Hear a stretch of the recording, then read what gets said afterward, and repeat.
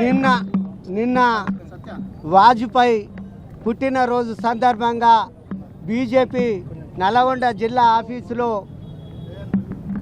పిల్లి రామరాజుపై ఉన్నటువంటి జిల్లా అధ్యక్షుడు నాగం వర్షిత్ రెడ్డి అనుచిత వ్యాఖ్యలు చేయడం వల్ల ఉన్నటువంటి బహిస్ జరుగుతున్న సందర్భంలో ఆయన అనుచరుడు వచ్చి పిల్లి రామరాజుపై చేయి చేసుకోవడం ఇది సమంజసం కాదు.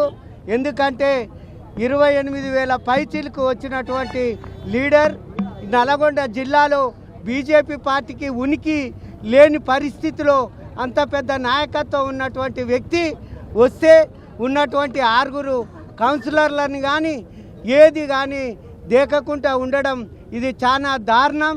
ఉన్నటువంటి ఆల్ పార్టీలో ఉన్నటువంటి రెడ్లు ఒక నైటు మాట్లాడుకొని తెల్లారే వరకు బీసీలలో ఉన్నటువంటి ఎవరైతే బలమైన శక్తులు ఉంటారో ఎలక్షన్లు కాగానే వాళ్ళని ప్రాణదోలే ప్లాన్లు చేస్తున్నారు.